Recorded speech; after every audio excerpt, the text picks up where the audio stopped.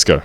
We're live. Okay, episode 77 of the Saudi Fitness Talk Show. We're joined here today by Josh Fletcher from Wellness Bioprint, isn't it?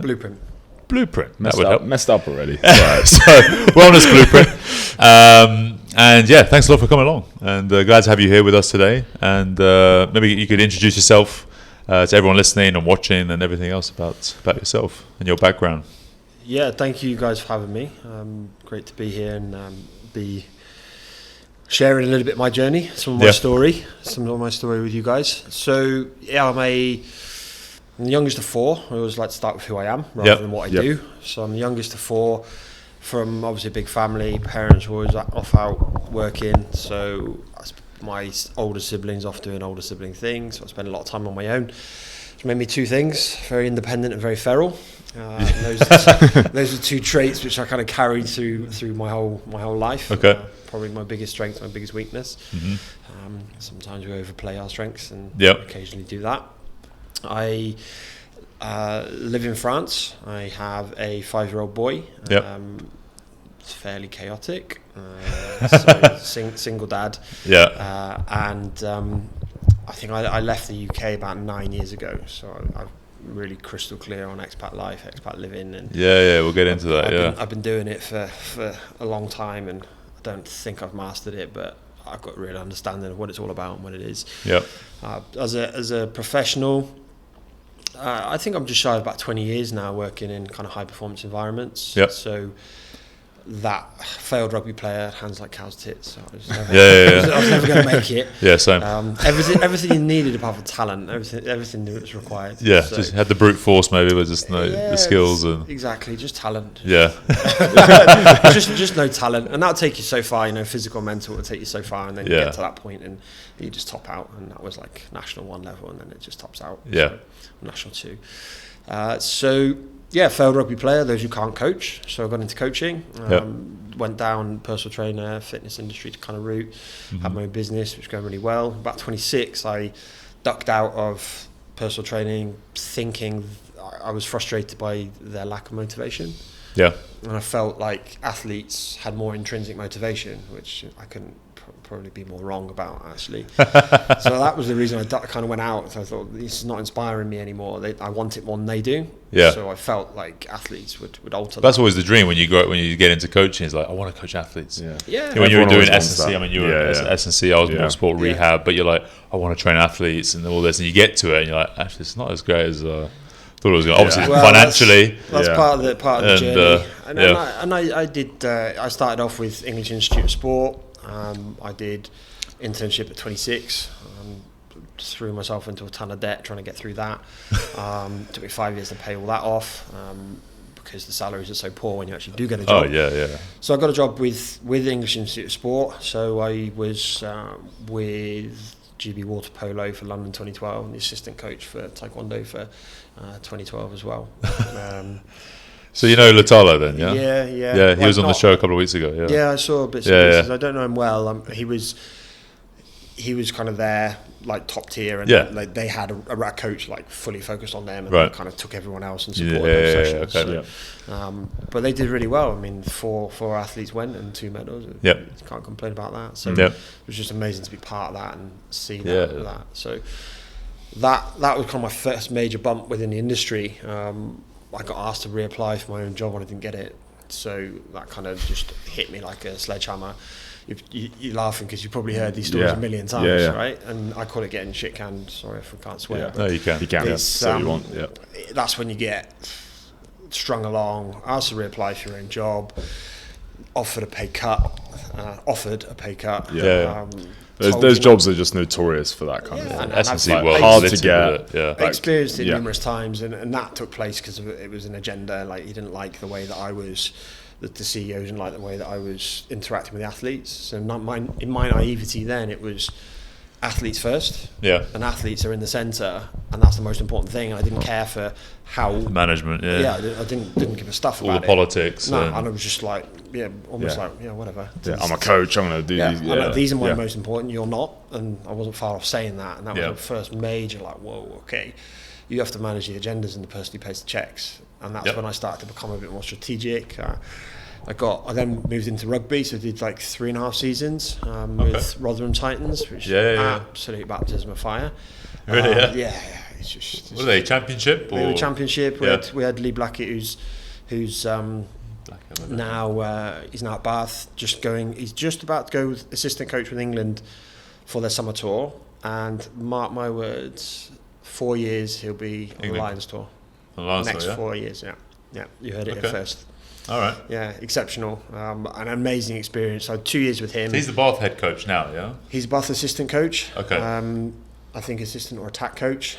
But yeah. I have to look at him after. Yeah. I can't think of his face right now. They've got the DOR, and then they've got the assistant coach structure. And he's part of that. So absolutely flying. So you worked with him at Rotherham then, yeah? Yeah, I did 2 years with him, which was brilliant. Like we had the second lowest budget. I think John Afoa, who was at Bristol, was worth more than our entire squad. Yeah. And we finished top 4, and it was incredible. Was it pro? That was semi-pro. Like some of the players getting some salaries. Fully pro, but like highest salary was like 31k, and the lowest was like 9. Yeah, so people had jobs as well on the side. Or? They had to. Yeah, and you just found a way. You either went up from there, or you just disappeared. Yeah, and it was what it was. It was a feeder. Yeah, you finished. And they had a massive reputation for bumping guys up to the Prem. And the staff, you either pushed on or you disappeared. So I managed to push on. Yeah. Were you head of S&C or head because there was no one else? Yeah. Yeah. So I was the lead because there wasn't anybody else. That's it. So I did that, and then he moved on, and then a couple of new coaches came in, and that became difficult. I essentially was losing what I felt was like the love of the industry. So I went and got another job, a second job in my infinite wisdom at the time, which was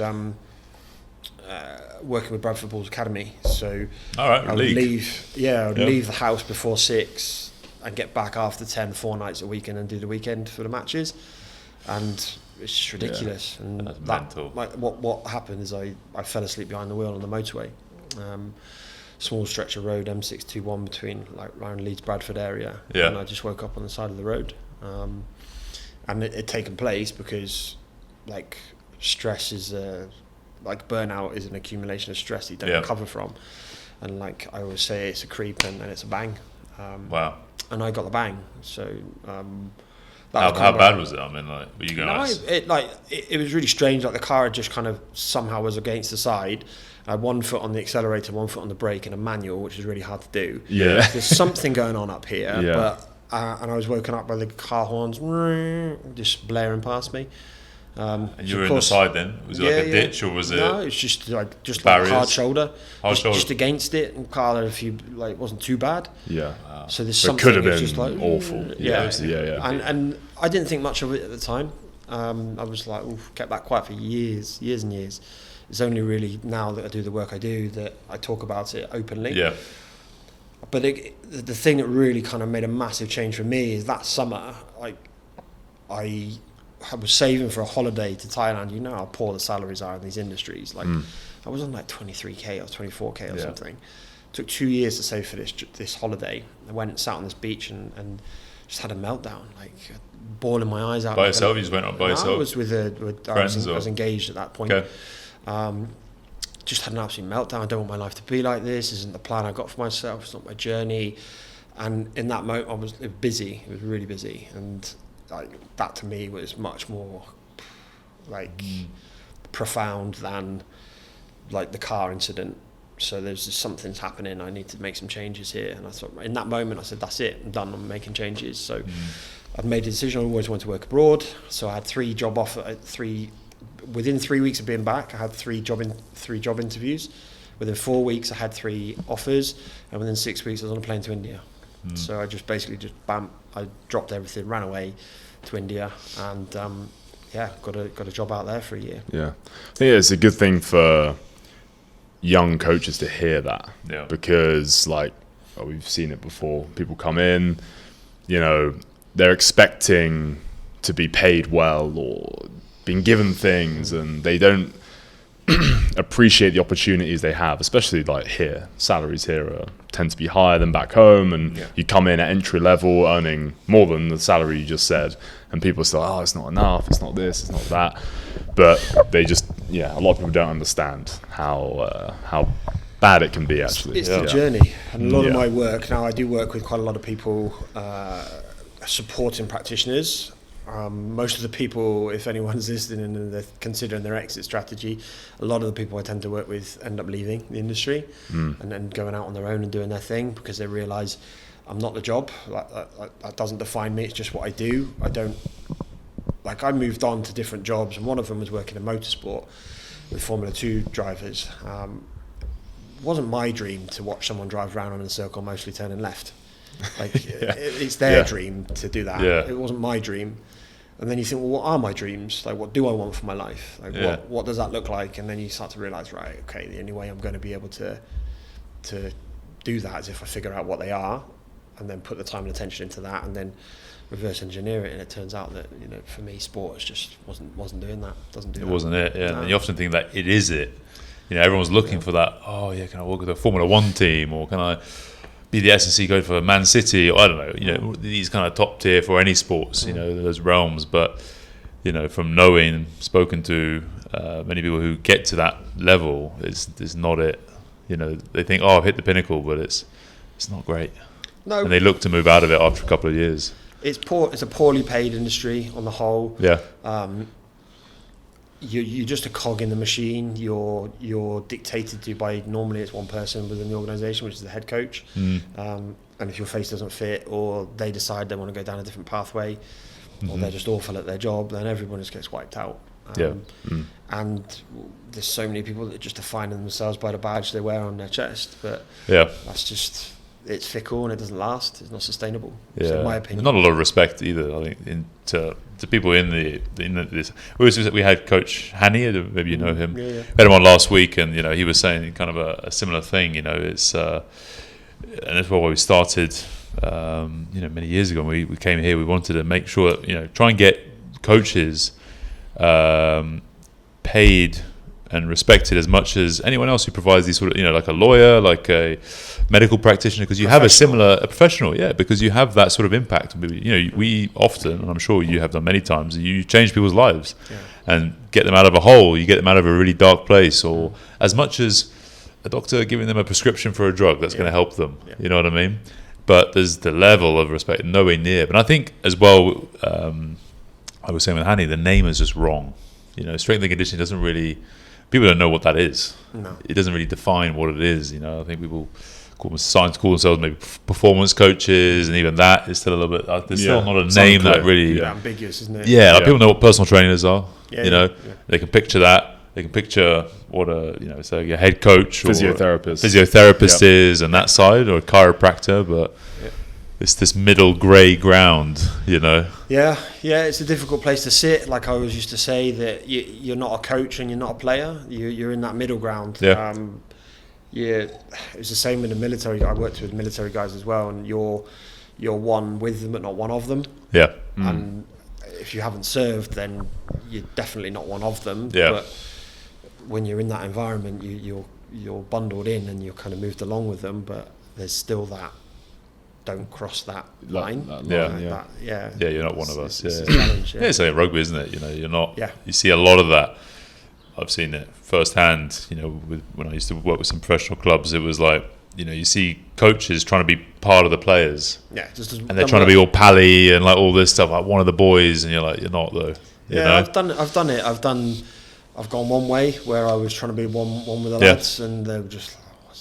Yeah, and I've gone the other way where I'm like, or in the management, and then I met in the middle, and the players respond to it. They're like, okay, right now you found your mid-level. So it's interesting. It's a journey though.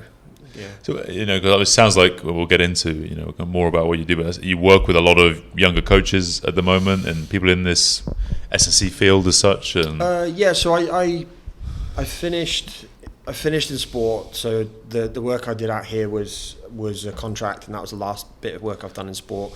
So when I left India, I did 3.5 years working for Exos with Romanian Special Forces. So that was a kind of US project. They brought me in to set up a physical and mental performance program, and then from there, one part of the story that I always tell, because it shapes what I do now, in the middle of that contract, so in year 2, they sent me to NATO Special Forces headquarters in Brussels to do a course, Mental Performance and Resilience. Yeah. And it was the best 3 days education. It just trumped 2 years of a master's, like just knocked it out of the park. Like it was from Jason Bourne type people talking about how to manage, prepare, inoculate around stress. How do these guys actually deliver day in, day out with the amount of stress and pressure that they have on them? And I was taught the skills to be able to implement that to the operators that we're working with and the students that we're working with.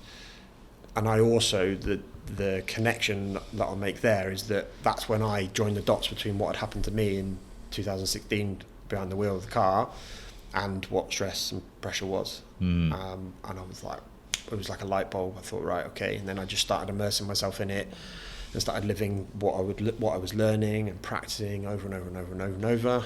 And now, essentially, I guess I translate those skills and tools to the context of the everyday person's life. So some of the work I do is to help practitioners to build their life outside of a job and to create identity, vision and purpose and values that are bigger than just a particular role. Yep. And essentially that's what I do with the everyday person as well. So I have a lot of people kind of in executive positions, senior leadership, anywhere from I work with a Formula 2 team principal, I work with managing directors, CEOs, partners, just all sorts of different people. Just I position myself now, I guess, as a translator. So all those skills, principles, tools translated to the everyday person, like in their context.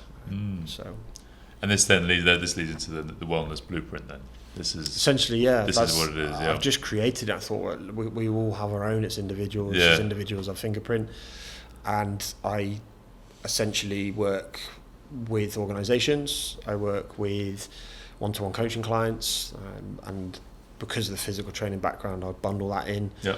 I have different specialists that I pull in for different things, so nutrition, sleep specialists, some sort of business development coaching as well. So there's all sorts of bits and pieces, nice. And it's packaged together to help people with the areas they're challenged and struggling with. So. Yeah, no, I think it's you see more and more of it, and with people the demand for these sort of services and help trying to, like you say, like translate. It's from. Because there's such links between, say, military, gym side of things, the learnings from that, to be able to go into your corporate world. And you see so much with like Jocko Willink or all these, these celebrities and such of that who are doing a lot of this resilience coaching and leadership coaching and all that sort of side. And you find it's you have a lot of the people coming to you for that, or are you reaching out? What's the direction? So I'm about a year in. I've been all in for a year in April, and it's just starting to shift from outbound to inbound. Yeah, which is normal. I think it was always going to go like that. But I've also become a lot more strategic. So I was just thinking, kind of on the way over, and I just sent a message to my mum that like I'm in this super uncomfortable phase at the moment where I'm actually not busy being busy. Yeah, I'm not.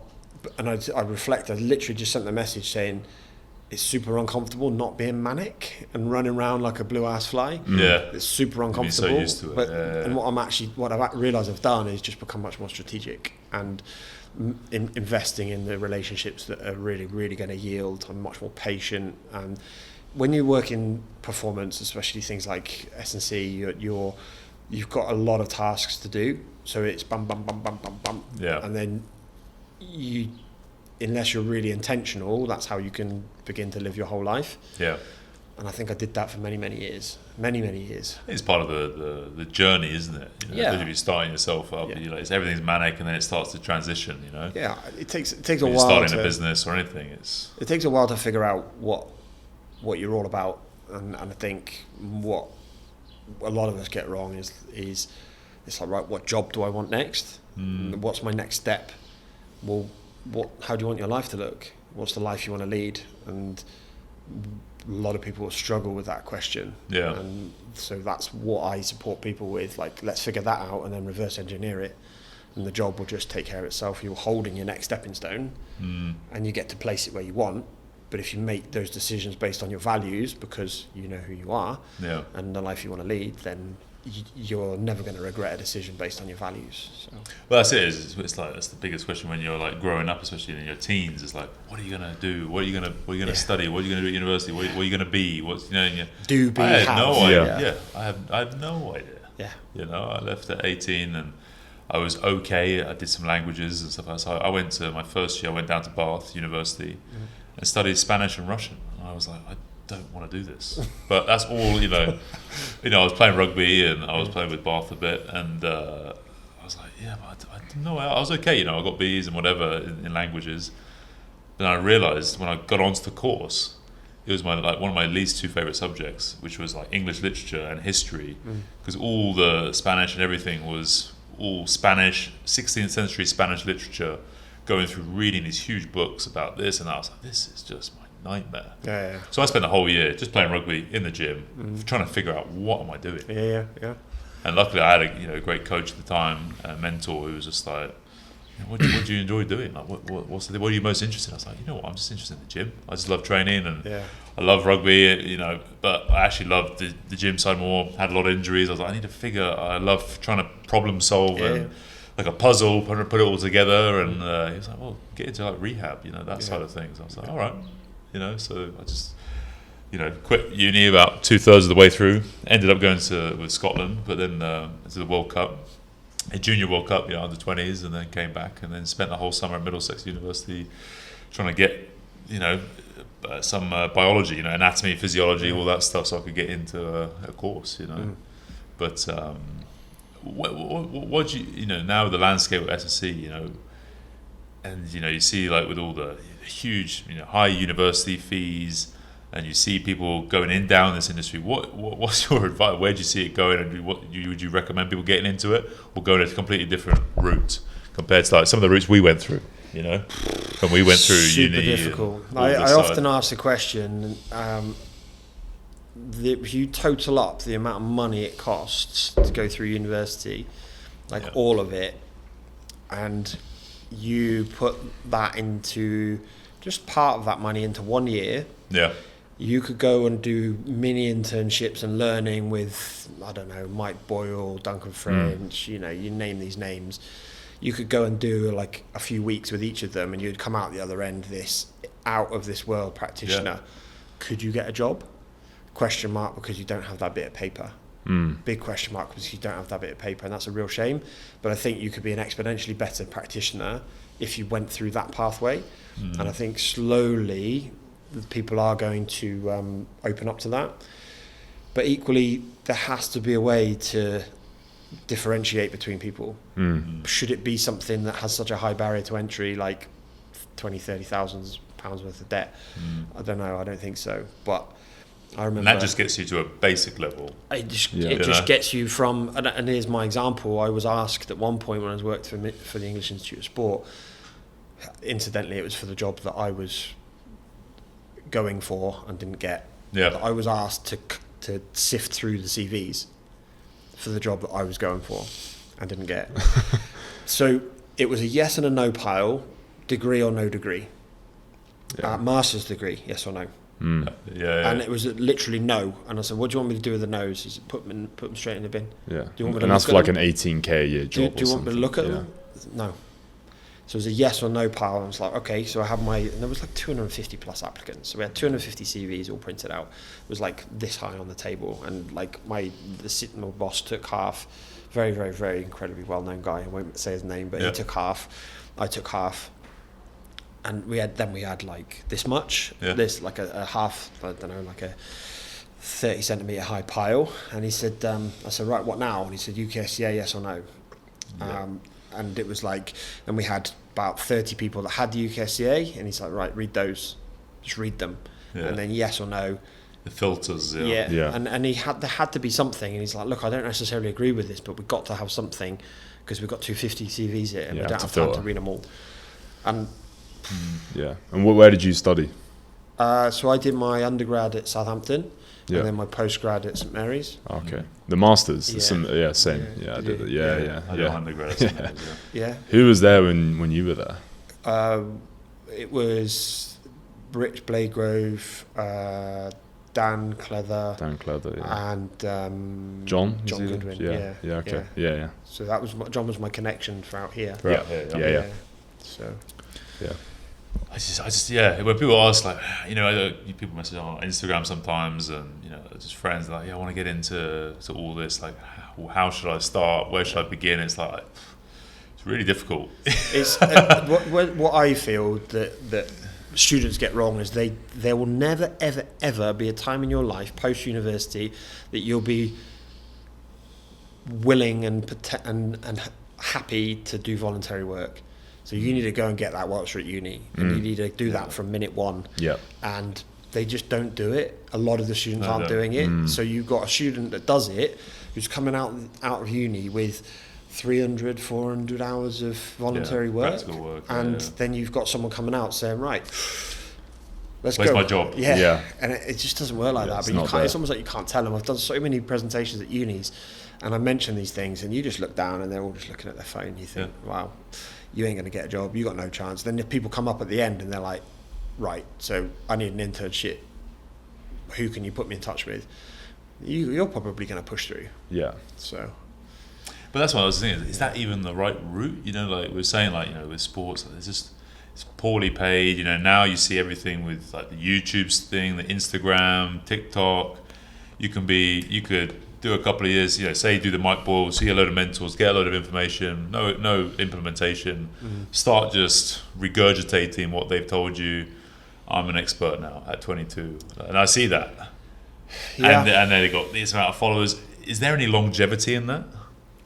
That's what I'm trying to think. Like, because there's that route you can go. Uni, because there's obviously benefits of uni. Structure, how to research, and it gives you some framework and all this sort of side. But it's obviously not perfect. There's a real lack I find from how to actually coach, and that's why I learned. I did the Exos course. Back in, we brought it over to the US, to the UK from the US back in 2011, or was it 2012? To the UK, we hosted it. Because I used to work at Harrow School up there, and we hosted those guys when Nick Winkleman came over and everything else. And that's when I learned about coaching. And I was at uni at the time, so I was in my second year or something like that. And that's when I was like, it just blew my mind about coaching. Okay. I don't know anything. Yeah, and even just programming, because I had a mentor who I worked really closely with, and he was he did Poliquin, he did every course under the sun, and he used to help me with all that, but still it was like, at uni you don't get told even how to program or much rehab side of things. Obviously you guys, S&C is a bit different, periodization, but even that is not practical a lot of the time to working with the general population, or working with, you can't put people through all these 12-week cycles because I'm on business for 2 weeks now. Yeah. You're like, but that you're in your intensification phase right now. Like, yeah, how's that going? We're meant to be peaking. That trip. Yeah. So like, I feel there's this huge gaps in like how to. I actually really like. I've just gone full circle. I did have this mentality like I'm not working with Joe Public, and this is the ego talking. Yeah. When I was in S&C and like at a reasonably high level, I suppose. And now I'm just like, I would much rather work with the average Joe. And most of my clients I work with, I write a lot of training programs and for people now, and most of those are solving their own performance problem. And their performance problem is, how do I manage 2 kids, a high demand job, my desire to look good without my clothes on, not be doing a 16-hour day and not be super stiff, and have some energy, and be connected to my partner, be a good father, and have time for myself. That's the puzzles that I like to solve. Yeah. And actually it's around expectation management and where you can kind of compromise, but I just find it really interesting. It's a nice puzzle, and that's impacting people's lives.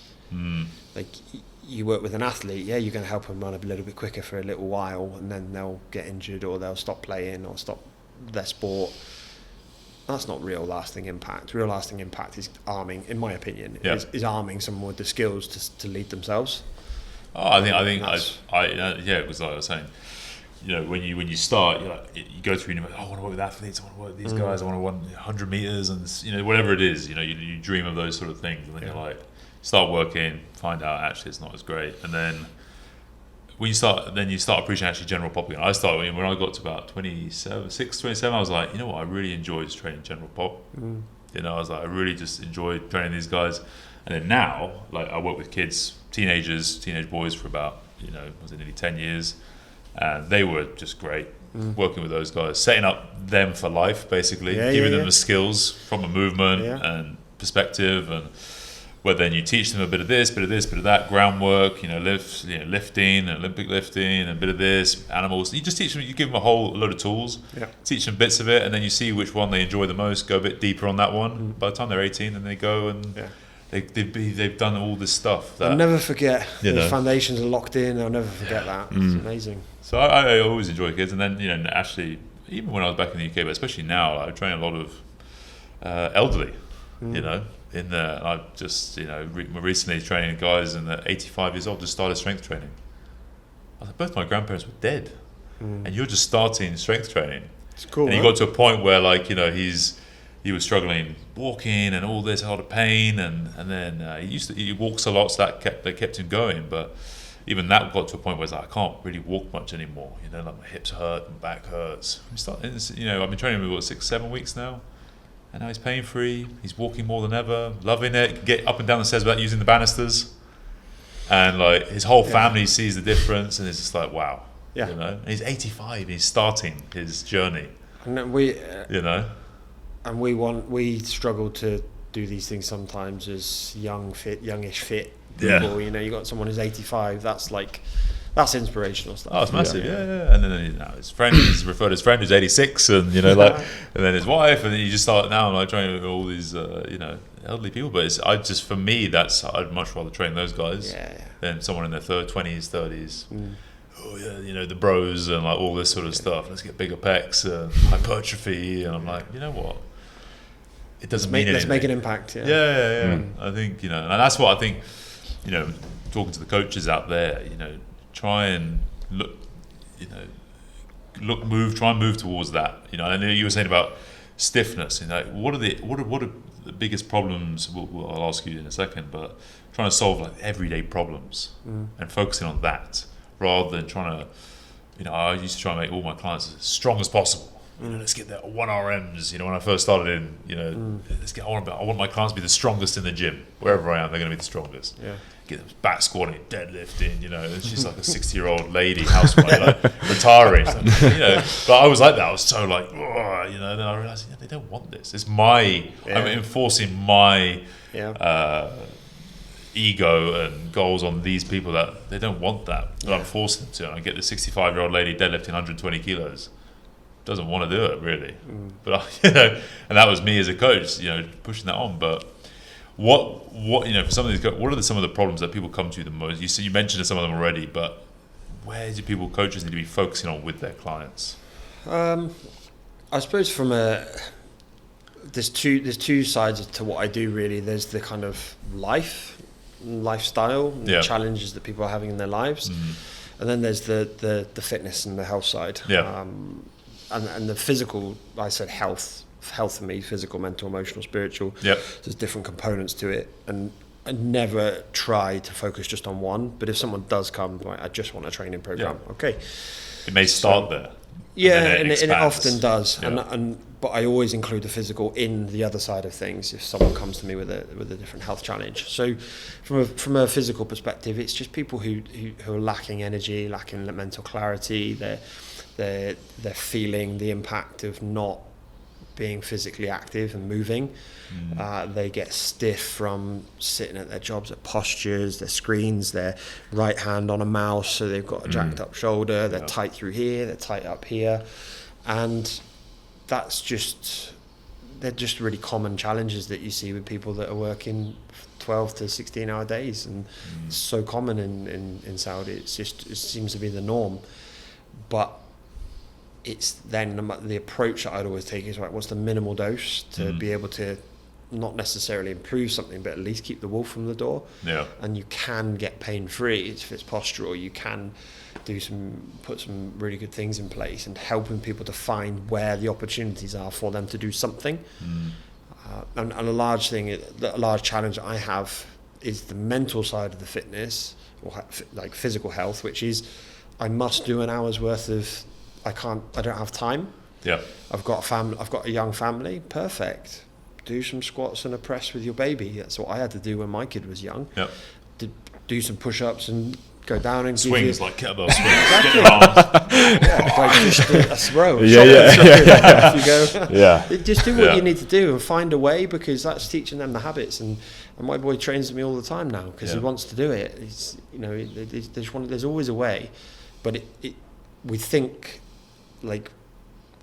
gold standard, and we think it's got to be perfect. Yeah, but it's not. It's just progress we need. You don't need perfect, it's progress, and we just need to do something, and that keeps the wolf from the door for when you have got a little bit more time.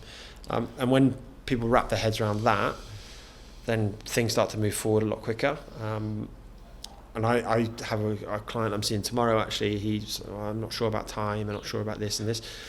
And so it's okay, no problem. Well, we started on a 1+1, one session a week, and then a 1 as a bonus. And he's gone and done a 2. And he's like, right, I need another 1. So he wants 2+1. And now he's 6-8 weeks in. He's like, right, I need 3+1 now.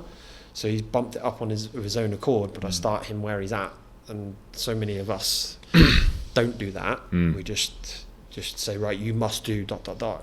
You just meet them where they are. So I guess that's the physical side of it, yeah. Yeah, I mean, but with everything, I think you've got to meet people where they are. That's what we used to say when we had a lot of trainers and things like this. It's like, you've got to meet people where they are. Don't come in with your protocols and all this sort of stuff. And you got to trying to fit that person into your protocol. It should be the other way around. It's your philosophy. And someone always says, that's a classic question, what's your philosophy? Philosophy is that it changes for each individual, but I believe in the right thing, right exercises for the right person based on their variables, and that could be this or it could be that, and it just completely depends. Earlier you said you always wanted to work abroad, or you wanted to work abroad. Like, why did that come about? Because I remember I had the same thing. Like, I was my second year at university. There was a Erasmus program. Erasmus, they like take you away somewhere, and ours was like, we went to Mallorca, and which is just, I know the reason why The reason why I applied is I thought I was going to get pissed every day for 2 weeks, and I did, but that was a good experience because we basically got put in a gym, small group of us. It was the gym was a guy that had left he had finished the course at the university I went to. Started a gym in Mallorca, and that was the link, and it all kind of tied into that. And we just did maybe 4 hours of coaching a day, but every session you either led or assisted, and he just gave you feedback after every single session. 4 hours a day for 2 weeks, and then you go to Magaluf in the evening, and that was basically the 2 weeks. But great experience. Like, I learned so much about just how to coach, because your first session you have no idea what you're doing. Really. Your second year at university, you've done some volunteering stuff, but nothing major. And it was just that all day, every day, constant feedback, really good. But just being in a different country, different food, different people. A lot of them spoke Spanish. They were locals. I can't speak Spanish. You learn like how to coach something without words. You can get by. So it just became exciting. But for you, what was the reason? It's massive what you just described. Like coaching without words. It's a challenge that I used to have for my coaches that work for me. Yeah. One guy was speaking too much. He was an Exos coach, really, really super experienced. He delivers the courses, and he was delivering courses for Exos, and he was just speaking too much. So I said, right, for the next session, you're not allowed to speak. This was on the military project, and he was just like, that's the best coaching experience I've had. That was so hard. That one thing, and it makes you realise how good demos are. Basically, like how useful a demonstration is. And body language. And body language. And just, like being able to communicate in a space. Like I worked in language barriers, so basically you learn to coach in pretty much silence, but you use your body language and your facial expression. The Mr. Bean of fitness. Exactly that. So, but I think I'd always wanted to live and work abroad, and I think it's based on how we were raised. And my mum and my dad were always taking us off. We were fairly poor, but they saved everything to try to get us to experience the world, and the world is your oyster, is what my mum used to say. And Jesus, did all of us. Like, I'm the youngest, like I said, of 4, and all of us have lived and worked abroad. My brother obviously lives here. I live in France, having lived in Romania before, India before, some time in Italy. So pretty adaptable, isn't it? We took it literally. You took it very seriously, And I think the work side of things, I just wanted adventure. I wanted wild. I wanted my terms. I wanted to I was like Captain Josh, I'm the captain of my ship, and I want the autonomy to do what I want. And one decision led to the next and the next. So because I had made that leap to go to India, I got the job with Exos and the military guys because a rugby background, plus if he can survive in India, I'm pretty sure he can survive in Romania. Yeah. Which was like going to India was like jumping back 50 years in time, then jumping forward about 20 years going to Romania, but you're still 30 years behind. And then I moved to France, which was like another kind of 20 years forward, so it's still 10 years behind in my opinion. But each job, because I had done one, gave me the skill set and the credibility, I guess, to move on. And that the military led to the motorsport, and then the motorsport obviously led to contract here, and and that each one has given me something to arm me to be able to do a better job for my population I work with now, and some of which is practitioners in sport and doing different types of roles, and most of them are actually, like I said, exiting and doing their thing, but the vast majority is kind of in the corporate space now. And what was India like, working and living and everything? India was the most disgusting, vile, stinking, horrible, magnificent, amazing, beautiful, wonderful, extremes, contradiction that you can ever come across. It was the kindest people you'd ever come across. Literally gives you their shirt off their back. It was just it gave me back my mojo for the industry and life. I left burnt out, and it just brought me back to life. It just revitalized me, and it was incredible. Absolutely incredible. So that strips you totally out of your everyday norm and expectations, out of your comfort environment zone, and comfort zones. I literally chose India because I wanted complete contrast. I was so used to and wanting discomfort in my life. I wanted discomfort in my life. I don't know why. I had that kind of mentality, to be uncomfortable, that I didn't do a single bit of research before going, because I wanted to experience all of it. And India hits you. India hits you, not by one definition of that. India hits you in the face, not when you arrive, but when you get on the plane to there. Yeah. And it did exactly that. It was just amazing, incredible. So India raw dogged you. Which definition are we going for? Both. It just strips you back, and it resets you, because I realised when I was there that the happiness and the fulfilment and the joy that people have is not based on what they have and what they don't have. It's just their way of being, and it took me a good 6 months to wrap my head around that. And then I stripped back my lifestyle, and then they do a lot of, they just are just genuinely being. Yeah, and they're not spend time being. They're not doing. They're not going. They're being. Yeah. And then I left, and I kind of started to creep back in, and then I pulled myself back, and now I feel like after quite a few years I've got a balance. So. Well, why do you think so many people? There seems to be there is a trend. I think so many people are looking for discomfort. Why? I mean, you see it with people going ice baths, not necessarily just for the recovery potential benefits. People getting in, they're trying to do a lot of hard stuff. Whether you see it in the UK, I see it in a lot of Western, more developed countries. Let's say people are they want to get uncomfortable. They're seeking discomfort, doing long marathons or long races through the desert, or doing these obstacles, whatever it is. You know what I mean? Why is that in your opinion? I think everyone has their own individual motivations. One thing I often think about is why they're trying to challenge themselves and push themselves to the nth degree, and is that because they're hiding or running away from something? That's a question that I always have. Some people just feel like they need and want that challenge, and it's that something that's almost wildly unachievable that is what inspires them. but often that is, I feel it's hiding from something. And it's certainly the people that I've worked with from those sorts of environments and had in my life that, you know, that was true.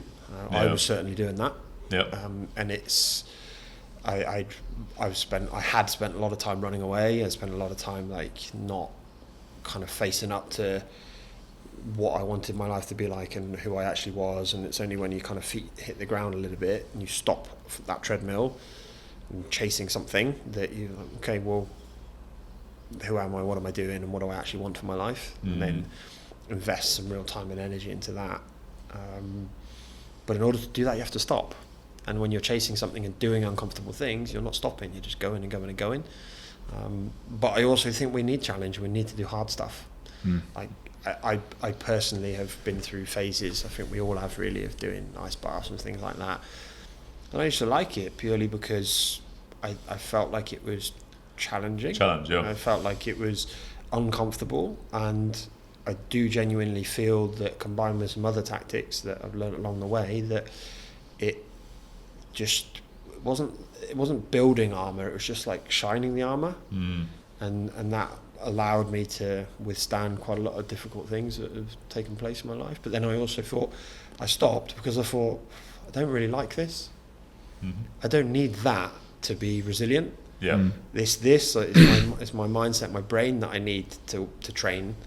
It's not getting in a cold shower. Then it can be like a crutch, can't it? It's like, oh, if I don't do this, I can't do that. Well, I'd got a really great example of that. I had a morning routine. Like I'm massive anti 5 a.m. club. I'm a massive anti 5 a.m. club. Get a few more hours in you. And I'm all about. But I've done that whole morning routine. I had this really strict morning routine. Based on a book, wasn't it? There was a book about the 5 a.m. club or something like this. There's a book about that, but I'm the antithesis. I'm the like complete opposite of that. I'm massively anti that. So much so that I wrote a little book on it. Okay. A little resource on how to shoehorn in something into your daily life, regardless of whether you're, you know, a darter who gets up and out in 15 minutes. You know, there's things you can do, and what might they look like? Bam, bam, bam. Like, regardless of whether you're a ponderer who's 90 minutes before they're up and out, right? What can you do? ... And then how can you fit that into the context of your life, whether you've got kids or not? So I built something around that because I just got so fed up with these idiots like Mark Wahlberg talking about getting up at 4:30, and then people try it. At 2:30 or something. People try it and they go, "Oh yeah, it was great," but I was exhausted. But it's stupid because it's not designed for your life. It won't work, and it won't be sustainable. And then you feel let yourself down, and you're guilty. And if he could do it, why can't I? It just doesn't work like that. So, yeah, I think... you got that guy, what's his name, with recently it went viral, wasn't he? He was putting his face in the ice bowl and he was running. What's his name? That? I don't know. Is that after the... Ashton Hall, I think that's it. I can't abide any of that. I just it's all, that's fake anyway. Yeah, it's nonsense. Do what each individual should do what they need to do, but they should know why they're doing it and what the outcome is they wanted. I have done those sorts of things, and I have a specific routine that I do because I want a desired outcome. And I'll do a certain exercise if I feel like I need that on that day. But it comes from a place of understanding rather than some idiot off Instagram. And it's not. But then if you skip it or whatever, it's not crippling you. Well, the example that I wanted to give is that I had such a strict routine. One time I didn't set my alarm. I think I fell asleep with my phone in my hand. I was that tired. And I woke up at the point I was supposed to leave the house. So I missed the whole morning routine. And I was a mess until like midday. And I had to go and do a training session. It was actually when I was out here. I had to go and do a training session just to reset my brain. And I was like, whoa, that's like... not good. That is abnormal. So from then on, I thought I built something that has some agility so that life happens, because it does. The kid decides that, you know, I'm going to go and cause some havoc in the front room, and you don't get the chance to do your breathing exercise, or he gets up an hour earlier than you thought. So there has to be some agility to these things. I first kind of became really aware to it was because I used to be obsessed about everything when I did rugby. When I finished rugby, I went into Olympic weightlifting basically, and did that for, competed in that for like 7 years, something like that. And so I got I was reading lots. I did every course under the sun, outside, reading all the books, because my mentor introduced me to other guys who were like, you got to read these books. They give me like hard drives of just books to read and all this sort of stuff. So I was testing everything, low carb, all the different diets, and I didn't eat like a starch, I don't think, for like 2 years. Like all this sort of stuff, and obsessing MyFitnessPal, calories, HRV, elite HRV I was using, like everything. I would go to town on it, and it just left me with just a lot of disorders. Eating disorders. Being not like just crippled. Like if I don't do this, I can't do that. And I read this book when I went to the later mentors. A guy called Tom Crudgington, down in Bath. He said you got to read this book, and it was it's called it's basically written by 2 special forces guys, and I think they're American, and I can't remember the exact name. It's called Building the Elite, I think it's called, and a really good book, and it talks about this concept of plateau of resilience, and about all these things that whether it's having a pre-workout, I've got to have my pre-workout, otherwise I can't train. Or I've got to wear these socks, otherwise I can't play the football match. Or people have these rituals and these things that if I don't have this on the day, or I can't do that. And he said, look, when it comes to like special forces in the military, you can't have any of this sort of mindset, because you never know what's going to happen, when it's going to happen. Yeah. You might have just trained your legs and you got to go run 5K with your kit, and you got to go.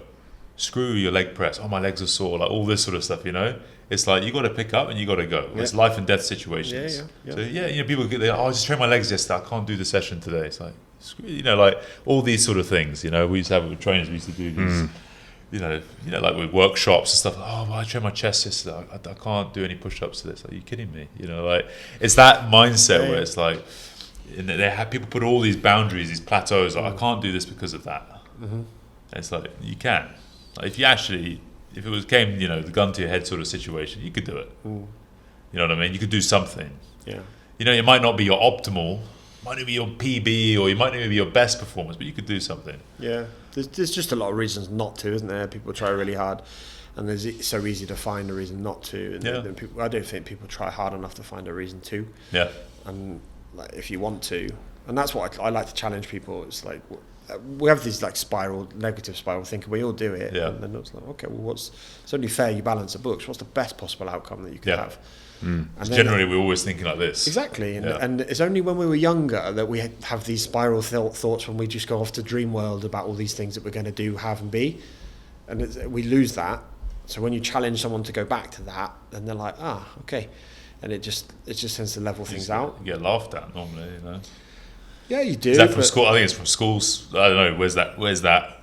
Because kids do both. They're generally looking. The vertical spiral. Yeah. Is it schools knock it out of you? I think family, culture, and socially, culturally, schools have that impact on suppressing some of these aspirations, dreaming, and I found that. I felt I had a lot of impact. I think the British culture is always like. I was talking about it with my wife last night. Where, I think in the UK, people want to bring you up and pull you up. But they don't necessarily want you to do better than them. Yeah. Whereas I think in like in America, people they want to bring you up. They want to see people. So it's too poppy. American dream. Doesn't matter where you're from, who you're from, or whatever. I think in the UK it's like, we'll pull you up, but you have to stay there. There's 2 things that really jump out at me. Like I guess with the clients that I start to work with now, it's what do you want your life to be like, and what's the life that you are trying to build, and why is it that you're working so hard? Like if you're not enjoying your life, why are you doing this? Oh, it's because of retirement. What happens if you don't make it to retirement? Yeah. What happens? Why would you get all of that way from 40 to 60, let's say, 20 years, grinding, not particularly enjoying, for then the back part of your life, 60, maybe if you're lucky you get to 80, why would you work your ass off and sacrifice or choose? I don't like the word sacrifice because it's choice really. Yeah. Why would you choose the back 20 over the mid 20? And what I love to help people to see, do you know what you can? I like to encourage people to create some dreams and some visions for themselves and a little roadmap, a blueprint, like that. You can build a life you want to lead, but you have to try and understand what your North Star is, and then your behaviours and your values are aligned to that. But if you don't have that North Star, we've all got one, it's just sometimes they're covered in fog and you can't see it. But sometimes it just needs that clearing away. Like, what is the life you want to lead? And more often than not, in my opinion, the more time, the more intention and energy we place on our life outside of work, the more abundance, growth and progression we enjoy in work. But there is this massive, like you say, societal, you got to get a job, you got to push, you got to grind, you got to, it's this and then this and then this and then this and then this. And that's what's you might get to retirement at 65. Snuff it. But then, you may have another 20, 30 years on top of that. Then what are you doing for 20, 30 years? And this is what I for me, in my opinion, I disagree with retirement. I think people need to have something, keep doing stuff, whatever it is, and not look to. And I think it's generally my parents' generation, the baby boomers, maybe some Gen X as well, is like, get to 65, then you retire, then you relax, and then live out your years. But what I see most of the time, I'm seeing it even with my people I know, in my family and circles and stuff like that. They retire and they decline so quick. Yeah. They decline so quick. Purpose is gone, man. Yeah, and because your identity is gone as well. I'm not, who are you? I'm this. Yeah. You're not that anymore. No. I'm a lawyer. I'm the. You're not anymore. I think it's one of the ways that, for people who are listening, it's one of the ways that you can define whether you maybe need to do a little bit of work on your identity. How do you introduce yourself? Yeah. When you meet someone, like, how long does it take you to tell somebody what you do or ask them what they do? And if it's within the first anywhere from 5 to 15 minutes of a conversation, then maybe there's a little bit of work to do on that, who you are outside of just your job. Yeah. Because we're not your job, like we all know, and I think a lot of people will have experienced it, that you can be gone in an instant and in a heartbeat. It's less stable, I think, especially nowadays. Yeah. But what we're not great at is actually enjoying and living, and putting our being intentional about living and enjoying. And I think that when we can shift that, and connection as well, is a massive challenge. Why you go back to like travel. I think that's what travel does. Like you say, when you went to India, you go to different places and they're living, they have minimal assets and minimal stuff. They're happier than anything. They're just being, like you said. Yeah. They're just being, and it's often the guys who have the most assets, they've accumulated the most. They're stressed out of their minds, and they can't enjoy anything, and they're trying to get more and more and more, accumulate more and more. You often then see that as a physical representation on their bodies. They've accumulated a lot of stuff. Some abundance, they're normally overweight, unhealthy. Like they accumulate, and then then it just burdens them so much. The amount of stress and all these different things, and people are trying to take it. They're worried about losing it, going back to what they used to have, and that's, I think, being able to knowing that. What's very powerful is knowing that you can survive and be happy off very little. You know what I mean? When you know you can, it doesn't matter if I have a lot or have a little. I'm good. I can always do this, and that's why I think almost all about like investing in yourself, getting those skills. Whether it's through education, doing courses, because no matter where you are in the world or what you can help other people. You have skills you can give to other people, solve other people's problems. No matter what goes on, if everything, gets, you lose your job or you lose everything, you lose your business, everything, you still got yourself. I can still go, impact more people with the knowledge I've gained, the experience I've gained as well, wherever you are. It doesn't matter. You know what I mean? Yeah, it's I break things down as for my clients as simply as possible. And the goal is to help them see that life as a whole, as opposed to there's work, which often, if you look at it as a cup, it's overflowing. But what about all the other areas? And when you start to fill up the other areas, that actually, by taking some out, it actually kind of improves the growth and abundance side of it. So I always say there's 4 cups. I call it the 4 cups of life. So you've got a work cup, pretty self-explanatory. You've got a health cup, which includes imagine sections: physical, mental, emotional, spiritual. You've got, and when I say physical, I mean, like not just how you look, but what's going on internally as well. Blood work and all this side. Yeah, all that side of things, and your gut health. I think of the mental side. Yes, maybe there's some mental health illness or the absence of, but it's also a general demeanor and a mindset. Is it kind of fixed? Is it growth? Is it positive? Is it like pessimistic? Helpful, unhelpful? The emotional side is your ability to regulate your thoughts, feelings, and stress levels. And then the next cup would be your U cup. So what do you want? What do you like to do just for you? What are your hobbies? What are the things that set you on fire? Not your kids, not your partner, just you. And that could be spending time with my kids. That could be spending time with your partner. But what are the things that set just you on fire? So for me, it'd be things like mountain biking, something like that. That would be something that I really enjoy, and it's just for me, and I don't really want to do with other people, that sort of thing. And then what's the final cup? So the final cup is probably the most significant one, and the one that gets the least amount of attention, and that's connection. So connection with your relationships, connections with your partner, with your kids, with your friends, with your family, and we're nowhere near intentional enough with that side of things. So I'll actually get people to draw out their cups and say, right, put a line as to where you feel you are on each of those, and when they draw it, they look at it, they're like, whoa, okay, my U cup is like running on empty, and my work cup's overflowing, which is the norm, and my connection cup is pretty poor. And then people often come with a business related challenge and problem. I'm really struggling with this. I'm finding it difficult to sustain my performance, my level's so high, the demands is being placed on me, etc., etc. Well, let's talk about map the cups out, and guaranteed one of those other three cups will be seriously low. Place a bit of intention and energy towards that, like reconnecting with your partner, for example, and it starts to raise all of them. Performance in the workplace. Yeah, absolutely. Yeah. So.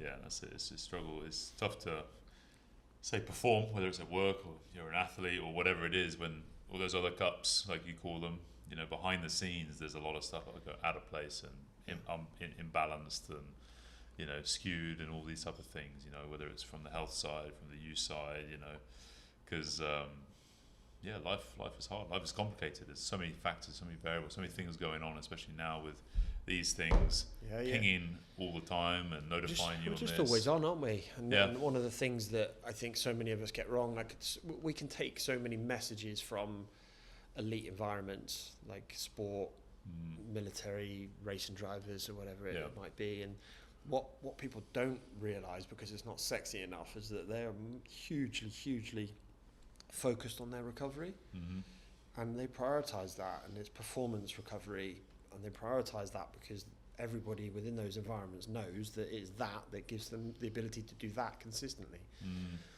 And if they don't nail their recovery, then they're not going to be able to train and play and perform at the level they need to. So actually, from a physical quality perspective, you say, you hear the question, you probably heard it a few times, like, what's the most important physical quality for a football player? Well, it's the same for every single athlete, and it's the same for every single human. Availability. To be available to train and play, or in the context of a corporate person, it might be corporate professional, to be available to turn up for yourself and the people in your job to the level that you should be and that you want to be, day in, day out.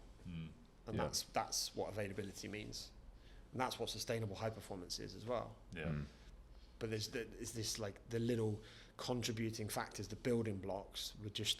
I want that, but I'm just not prepared to do any of that like base level stuff, and the basics just kind of go out the window.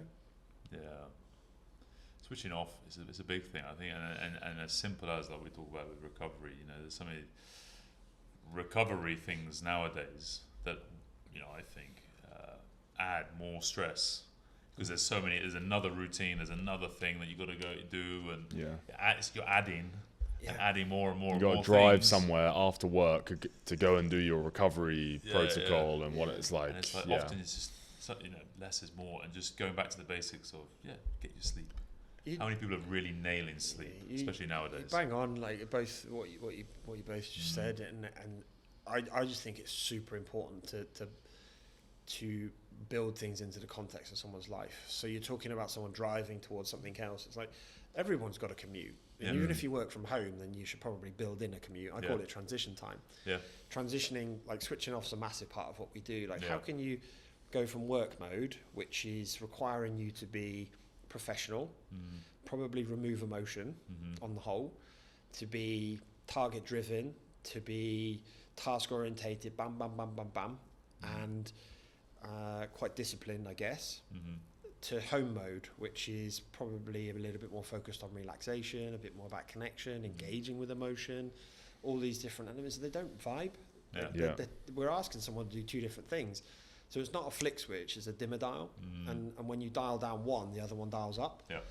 And we do it quite well in the morning. We ramp ourselves up quite well, but we're not so good at doing it the other way around. But there are so many different things we can do, and a lot of the work I do will be around things like, okay, so what is it you do at the back end of your day? Well, I leave the office at 6. Okay, for the last half an hour, what are you doing? Well, nobody really calls past 5. Okay, great. So for the last kind of hour or 30 minutes of the day, can you be packing your day away? Yeah. Can you actually kind of prepping for the next day, so you don't have to do it when you get home? Get things out of your head that are overwhelming. Yeah. Can you start packing it away? Are you driving home? Have you got a driver? Are you using public transport? Okay, regardless of those, what can you be doing? So many people will chuck on a performance-based podcast or something like but they're staying in like, I need to be up here mode, high performance mode. Yeah. So change that and shift towards like a comedy-based podcast, or shift towards calling a mate and just having some banter. Shift towards power ballads and just absolutely give it beans to Tina Turner or something. And or sit quietly and go through some breathing exercises to just regulate and just bring yourself back down, so that when you walk through the door, you can. You're not in work mode. We're not robots, but we're closer towards what we want, which is to be present. And then have a line in the sand and a line in the concrete. So a line in the sand is like I can accept communication to this hour, and then a line in the concrete, my phone's off and it's out of the room. I'm just not contactable. And these, what are you doing to reconnect with your partner when you walk through the door?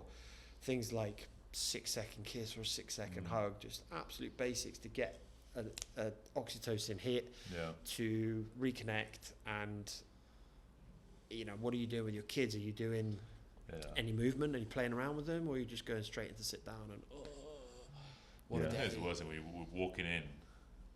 I will go over with my phone because the kids run, and then if you're looking at your phone, I've seen some of the reels even on like Instagram. And you see the kids' reaction. Yeah. Like, I'm not the most important. Whatever's on there is more important. Whatever it is. Yeah, and it's not. That's the thing. I've actually told and I'm a human. I'm the same as all you guys. Like sometimes it just happens. Yeah. And I justify it by like, oh no, I need it for work. I've given him full blown permission to call me out when I'm on it, and I didn't realise how much it was when it was frustrating me how much he was pecking my head about. Yeah. And I'm thinking, I'm just about to bite, and I'm like, no. Number one, because I've told him to do it. Number two, wow, how much am I actually doing this and taking that attention away from him? And it's just, it's the balance of things, isn't it? But there's so much that we can do, and I think, but everything I've just described, that doesn't take any more additional time, does it? It doesn't. It just takes a bit of intention. Yeah, just a shift. And you swap that for that. Yeah. Swap that unhelpful thing for that. Swap the high performance podcast for a relaxing podcast. For some fictional stuff, or just history things or stories, or whatever it is. Something that can help to shift your brain towards how you want it to be when you get home. That's what I find. That's going to help even with your recovery. Put you in that more parasympathetic state, whatever it is, and even small things like dimming the lights down. Yeah, that has a huge impact on. But there's melatonin, which is the main thing for sleep, and like preparing you for that. So just you don't have to change your whole mattress for a cold mattress, like all these little things, and focusing whether it's on sucking in hydrogen for an hour. You're better off just hydrogen treatments and all these other things. It's it takes an hour of your day. And it's most people are busy. Yeah, we don't need to keep adding more and more things to add into the routine. When you can just do simple things that help with your sleep, like dimming the lights down. Yeah. That's what we do. As soon as like the sun goes down in the apartment, in our flat, we dim it right down. The kids just start mellowing out, because of the light. They're like, yawning, and then cool. Even I do it. It's like, I'm done. Like just lights, sounds, not having anything loud, or watching really stimulating movies or things like that, that really like jack you up. Do you know what it is? It's basics. Yeah. Like what do we do? And when things are hitting the fan, when life is like super overwhelming, in sport, right? You ship like 3 tries early doors. Like you're behind the post, and you're like, oh my god, we're 3 tries down, we're 10 minutes in. What's the captain going to say? Back to basics. Yeah. They're always going to say the same. Any sport, they'll say exactly the same thing. Back to basics, and the basics are nail your sleep, move a little bit. And food, put some decent stuff into your body. Yeah. That's it. And then you build from that basis. You build back up. You build back into the game. So you're back to basics from sport. Might be no more penalties. Yeah. Next 10 minutes, no more penalties. Yeah. Okay, right. We nailed that. Right. What's next? Set piece. Next. What's this? What's this? Yeah. It's there are so many small little tweaks that we can make. I think some people just get overwhelmed. Yeah. And what we can do is we can compound helpful things or unhelpful things, and then we gain interest on that. So the interest on helpful habits versus unhelpful can help you to step towards what you want, or just keep pulling you away, and just and not be present and engaged with what you're actually doing. I think the big thing to add to that is when you're in the picture, you can't see the picture. Well, that's what the second set of eyes is for. And that's why having a coach or a mentor or whoever, someone who's a third party looking in on what's going on is so valuable in your life at pretty much most stages.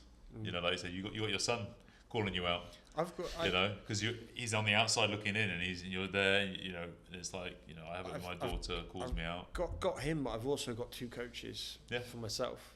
I've had someone who does very similar to what I do and helps to challenge me in certain areas and look at things objectively with a 30,000 foot view and say, you could tweak, what do you think about ... And then I've got another one who writes my training programs to help me, hold me accountable. I've got 20 years of doing it. I don't need it, but I want it because they help me to do what I need to do, not what I want to do. Yeah. And empower me to do that by guidance and... every coach needs a coach.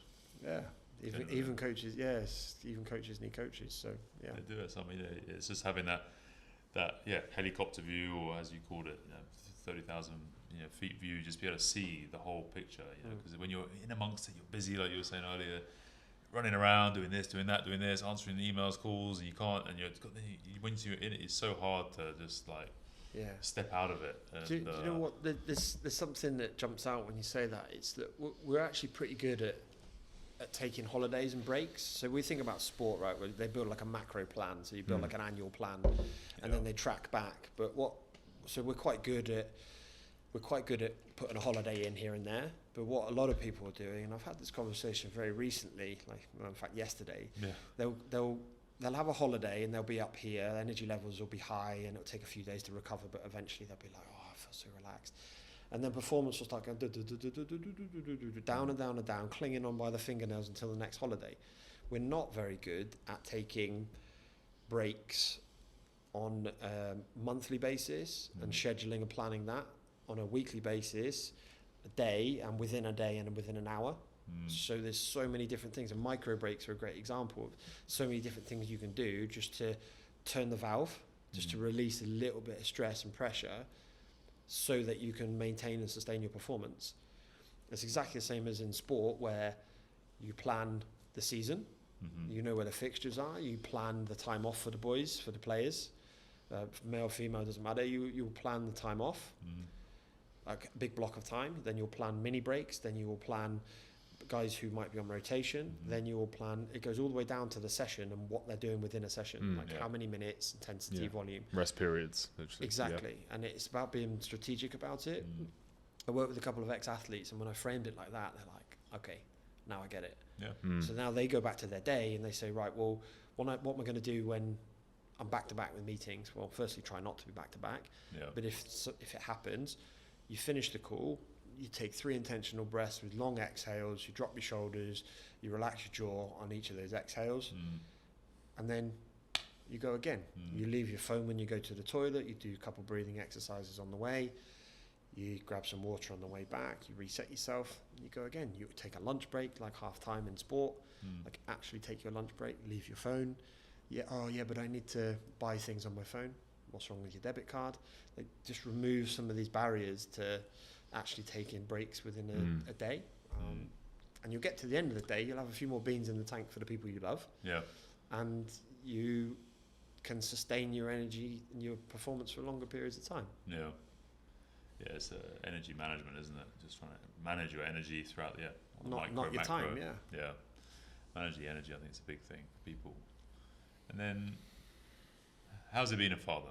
You know, because I think from what I, experienced over the last, few years, I'm a dad of 2, and I find a lot of people, I've had conversations couple over the last few years, especially, people are like, oh, I'm not sure about having kids, or I'm not sure about that, and I'm still not ready yet, and I've got to do this, and I want to hit these goals, and I want to have this ready, prepared, and I want to, but they're, getting on now, 30s, 35s, this sort of thing, and they're like, I'm still waiting. And how is it being a father for you and that sort of side of things, you know what I mean? To people who are like, oh, for me, it's the best thing in the world.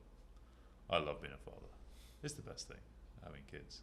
Tough, not easy, by all means. Super hard, but it's the best. What do you think? I always find this a really interesting conversation, and I'm happy to be quite open about it. Like, I always wanted children, but I never really knew why. Yeah. And I probably would have liked more conversations around why, an exploration around that, and to really truly understand why I wanted kids. I'm definitely not a dad who's absolutely in love with being a dad. I'm not what you describe yourself as. Yeah. I'm a guy who finds it difficult. I find it challenging. I find that there's pockets of rewards, but and I have a good relationship with my boy. And I think there are different phases. I also think I'm the sort of dad who will get to when he's 9, 10, when things will just take off. Yeah. As in that closeness and that bond will become a little bit more aligned and closer to mentoring, parenting, friendship type vibe. I think I'll enjoy that. Yeah. But he's my kryptonite.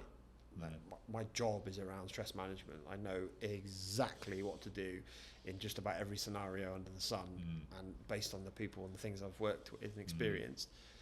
But Jesus Christ, can they push the right buttons at the right time in the right way? Oh my days!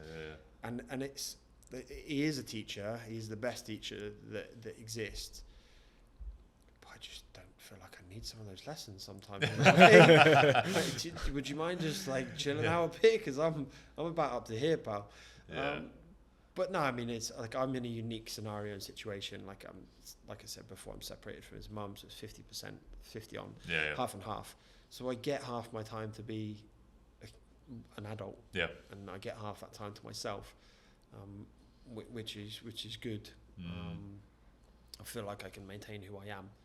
I definitely wasn't ready to be a dad. I was way too selfish, and way too not ready. And it took me probably 3 years to change that. And he's 5 now, so it's only really 2 years that I've massively shifted my whole life for him. Yeah. I think most people go through that. I think that even for me, it was probably the first 2 years with my first one. I just didn't get it, She wants my time for this. What, like it was just. I've got to do ... Yeah. Don't they get it? Yeah. But it just totally, your whole perspective gradually, very slowly changes. Yeah. On for me, I just find out, with 2 now, it's perspective on life, and why am I doing things, the whys, the whats, and all this sort of stuff. There's kind of. It's like when you see it, and you said about earlier the oxytocin stuff, but it's tough. But I think, having that, we talked about accountability, responsibility. These things, they do not care if it's a Sunday morning. They don't care. They get up earlier. If you're doing 16-hour days and you'll be working 7 days, they don't care. No. And then you're like, yeah, you still got to turn up. I had a good conversation yesterday. I went for a walk with a lady I know on the compound, and she was saying, I was saying that I've become a lot more self-compassionate about not getting it right all the time, and I heard someone say recently that we feel like you're probably a good parent if you feel like you're never being a good parent, or you feel like you're not a good parent. I thought, okay, that's interesting. And I said, I've become a bit more self-compassionate over the last kind of 6-8 months, where I just realised, you know what, I'm not always going to get it right, and if I get upset, cross with him, then I apologise, we talk about it, and we move on, and that's just how it is. I'm not perfect. And I said, I have to remember that it's my first time. My first time with a 5-year-old. It's your first time with 2 kids of X age. And she said something really interesting. She said, and it's his first time too. I'm like, okay, yeah. And sometimes my perspective is much more focused on me than it is about him. And I feel like I'm the barometer for him, and that I should be doing X, Y, Z, and it's always on me. But hang on a minute, if I put a bit more thought and intention towards him and what he needs and what he wants, then maybe that might shift the dynamic a little bit and the challenge. Yeah. But it's difficult for my boy. His mum's Romanian. We live in France, and I only speak English to him, so he speaks 3 languages. And he's 5-year-old trying to figure out the right words to attach to the right emotion to describe it in the right way. And it's difficult.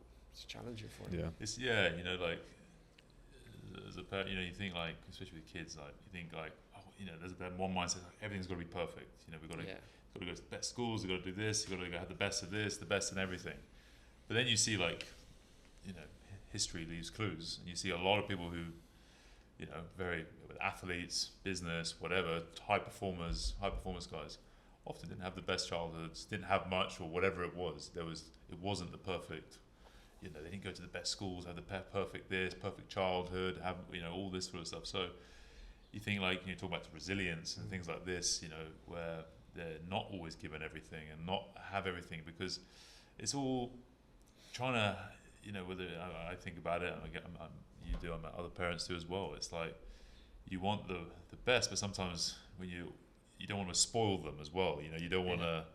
It's so many margins you're balancing, like with all these different things.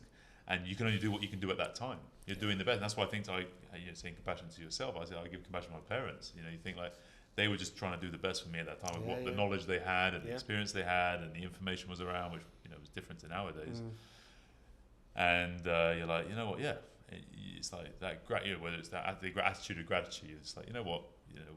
You guys did amazing for whatever you could do. You did for us, and it's. I would hope. It'd be the same for my kids. You're just doing the best you can with what you've got, what you're doing, everything else, And because some kids are bitter. Oh, my parents I didn't have this opportunity. This happened to me, and this and this. It's like there's also there's another great book. I talk about it quite a lot. The Courage to Be Disliked, and it's all about just letting go of the past. Whatever happens, it's like water under the bridge sort of thing, but you acknowledge it, you're aware of it, and everything else. This is what happened, especially traumas and whatever happened in your childhood, but it doesn't have to define your future. It's a really interesting point. I was having a good think about this. Somebody popped up this week back into my inbox life, and I just thought, do I engage with that?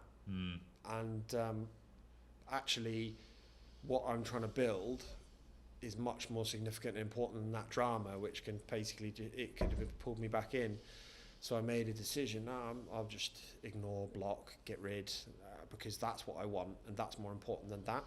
Like my life used to be the past and the future, and I really struggled with the present, and I still do. It's one of my continual work-ons. But now I've released that. I'm much more zoned in and focused on the life I want to build and what actions I need to take daily in order to do that. And as soon as I kind of made that decision, I think it was only like 2 days ago, to bin off, to block, delete that contact, that communication, that person, I just felt this weight lift, and it's almost like, right, okay, like no, that's what you want, it's over there, and I can clearly define what that is, and because I can clearly define it, does that, I can ask myself logical questions, so I'm not led by emotional thinking. Is interacting with that person going to bring me towards those things I want, yes or no? And emotional brain, emotional thinking is like, well, it does, because give me facts and evidence to suggest that's going to be the outcome. Like throw some logic there, and it just can't do it. And then you end up just saying, well, it's obvious then, that's the only way you can look. So, adios.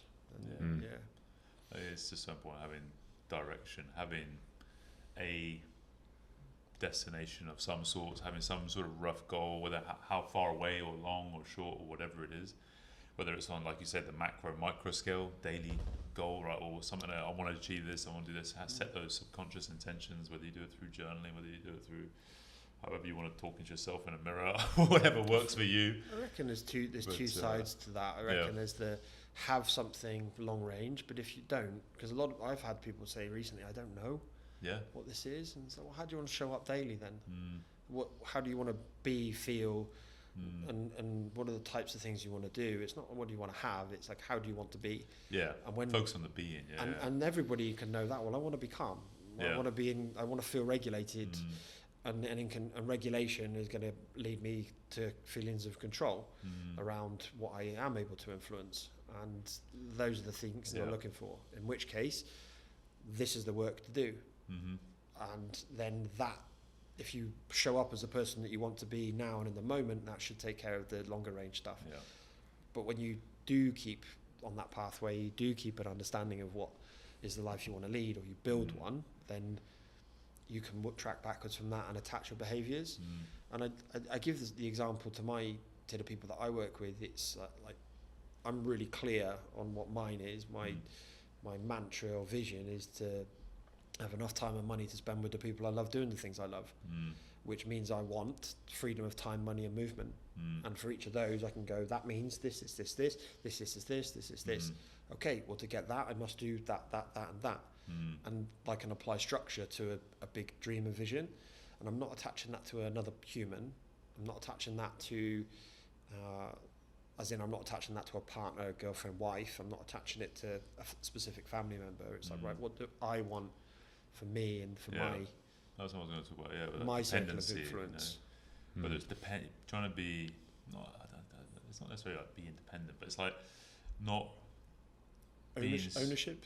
I think that's what I'm trying to say, is that people that I can't, whether it's they're dependent on their job, or being so dependent on so many different things or people or items, even, materialistic stuff. Ownership is probably the word. You're not, because dependency can lead you down so many different pitfalls, and you get trapped. I can't leave my job because I've got to pay all these debts for my car, for my house, for all these things. I have to stay here. I've got school fees to pay, college or university. all these different things that trap people. And I think the biggest thing, it seems that moving forward in the future is being able to be mobile. Having mobility is a huge commodity, I guess, maybe, or currency that's so valuable nowadays, is being as light and lean and mobile as possible, not having so much weight. And whereas in the past, the value was having loads of physical stuff, land. I've got buildings, and I've got loads of heavy things, that anchor me to so many places, and contracts. Well, I think now the currency is changing to more like lean and light and mobile as possible. Is so attractive, I think, for a lot of people. They can live their lives, I think it's what opened up, isn't it? And things like air travel has obviously been around for a long time, but it's much easier to hop to another country and the other side of the world. Internet, Wi-Fi calls, it's huge. And that's Starlink now is changing everything, and it was a massive part of what I wanted, and why I'm building my life in the way I am. And yes, a lot of that is around the freedom to be present with my boy when I'm with him, but it's actually the way in which I want to live my life. And And I always say the same thing, that I'm the most important person in my life. Yeah. And I'm the most important person in my life because out of all the other people that I can name that are huge in my life, I'm the common denominator in every relationship I have. And if I turn up as the person that I want to be, and everybody's going to benefit. Whereas if I don't show up as the person that I want to be, then everybody's getting affected. Yeah, impacted. And that's not selfish. It's the opposite of that.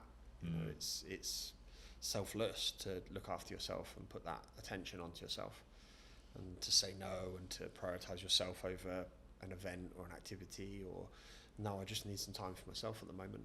Yeah. I just need an hour, I just need a day, I just need to do this on my own. And those boundaries. It's changing, isn't it? That was, like parents, they often didn't look after themselves. Yeah. As everyone else was before them. So it's still super common though. Yeah, it is, isn't it? It's still super common. You just look around your friendship groups and you just think, there's people pleasers, there's people that just serve others, there's people that everyone else is first, and then at some point you just get a bit lost. You forget who you are. Ill, or it's what we did in the sport world. Yeah. We put our athletes' well-being before our own, and we put their performance before our own, their dreams before our own. And you get to a certain point. It's normally when you're like anywhere from 7 to 10 years in, and you just go, "What about me? Yeah. What am I doing this for? Hang on a minute. I want to start a family, but I'm earning 27 grand, and I'm traveling an hour each way and working 6 days a week. How do I kind of reframe and reset this?" And it's super, super common in the sport world. Is that what you experienced? Yeah, I guess so. Yeah, you kind of think, it's the whole job, that kind of thing, is you're planning their future, like you said, their years, their days, their sessions, their diet sometimes, whatever it is. And then you don't really think about yourself much at all. That's the coach's job, isn't it? Yeah. It's like your job is literally to help other people. You probably get it with like nurses and other helping professions. Those kind of professions. Super common. The compassion burnout is super common. Yeah. The identity and I am a nurse, I am a doctor. You're not. Yeah. That's just what you do. It's what you choose to do to earn money. That can't be all that you are. Because if it is, then there's going to be a whole raft of challenges that's going to catch up with you at some point. Really super susceptible. This whole narrative around, like, you can't burn out from a job you love is absolute trash. Like, it's complete rubbish. That's not true. You're probably more likely that you're going to burn out because you love your job, because you're willing to go above and beyond. And there's reams of literature to support that. Yeah, I think personal trainers as well, they often become kind of like therapists for people a lot of the time. When you're one-to-one with people.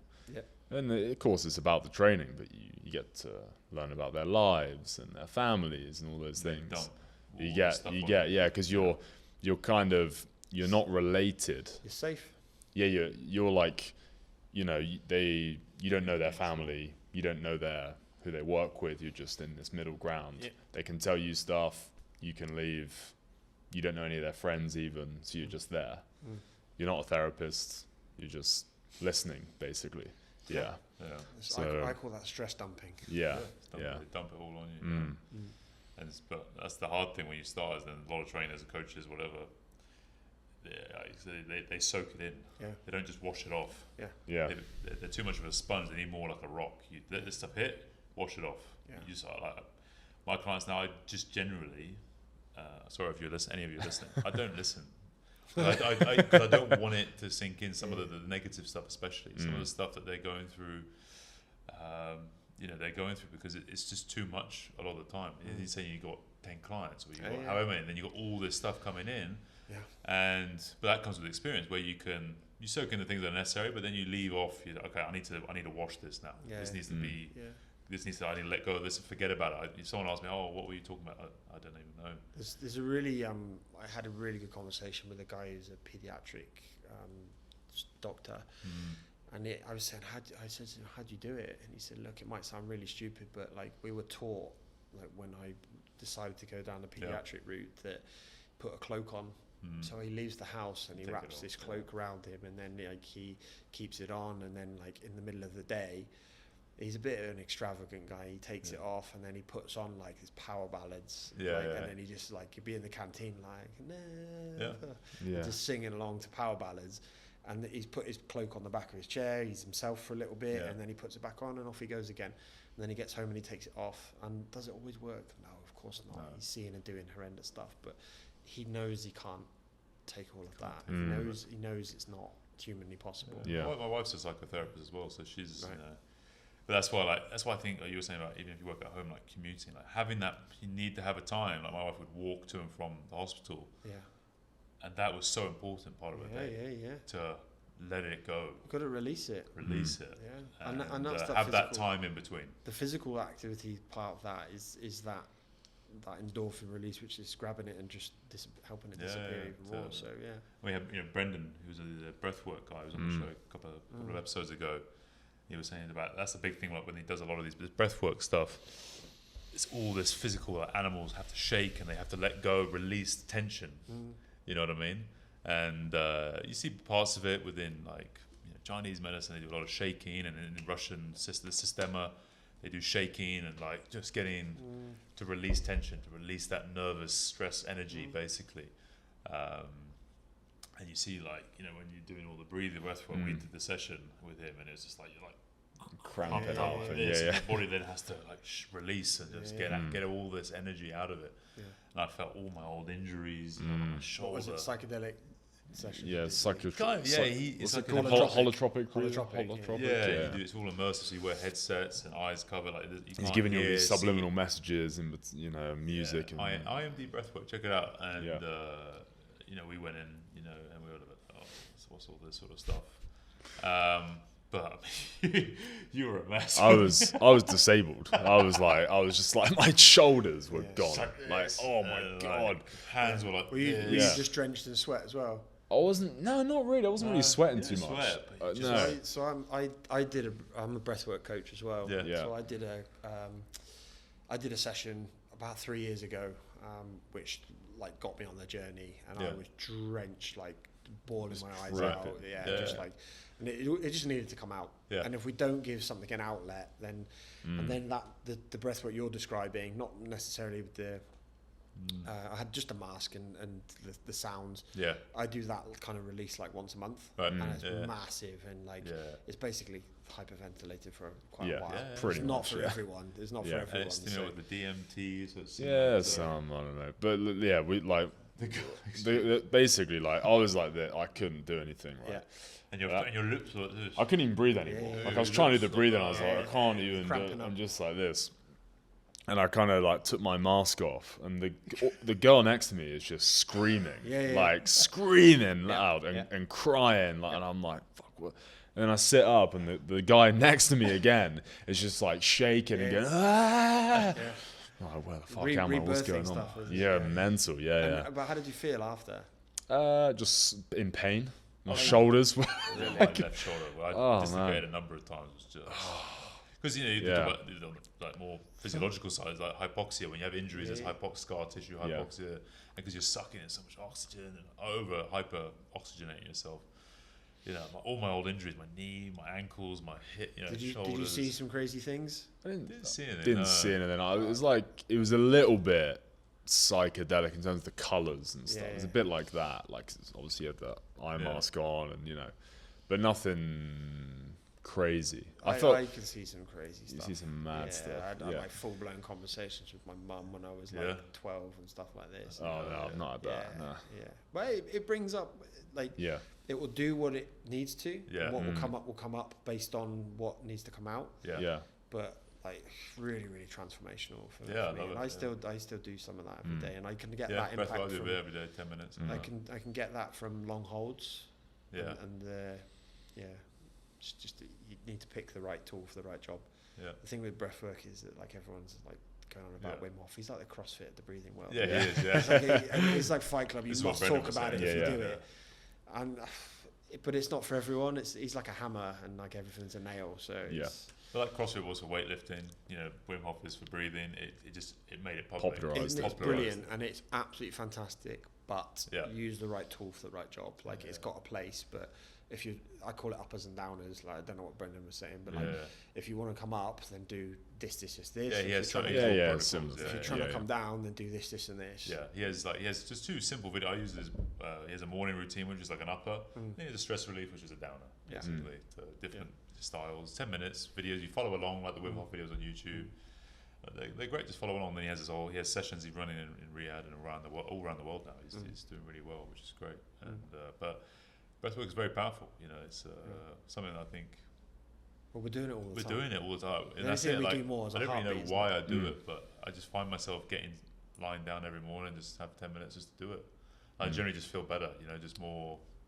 Yeah, I think it's a really great way to regulate yourself first thing. Yeah. There's four reasons why I think I love breath work and just altering your breath tempo. Yeah. Well, we're all doing it right now. Yeah. Like every single one of us is doing it right now. It's free. It is a highly trainable skill, and it's super potent if you can just tweaks and important. That's the number one thing. Was it that order of importance? Like breathing is probably the most important. It is the most important thing. Yeah. We can survive without it at least. Yeah. So we need to do it, but most people don't do it properly. So great. I'm just conscious of time, but wow, yeah, Josh, we could keep going. So where can people find you? What are you currently doing? Promote? You want to push people somewhere, or what's on the agenda? Yeah. So a lot of my work, like I said before, one-to-one coaching. There's some physical training aspects to that, and then there's also the coaching. Yeah. Help people map out their path. Sustainable high performance, I guess, is the idea in theory. I do that through my company, Wellness Blueprint. Yeah. So that's www.wellnessblueprint.co.uk. Yeah. Then Wellness Blueprint on Instagram. Josh Fletcher on LinkedIn. That's probably where I hang out the most. Awesome. Got a whole bunch of free resources, some of which I've spoken about. Yep. Little community space that I have that I'm building as well. Like a WhatsApp group or something like that, or Facebook group? Yeah, I've got a WhatsApp group as well. Yeah. Which is slowly growing, and that's just a space where I just put some challenges in there for people. I put a few videos, just posts, all sorts of different bits and pieces. Just small things that can plant a few seeds and then water them over time. So, people can just reach me and find me at any of those places. Great. Cool. Okay. Well, thanks for coming on the show. Wish you all the best. And Thank you. We'll be following you. My pleasure. Thank you, guys. Cheers. Thank you. Cheers.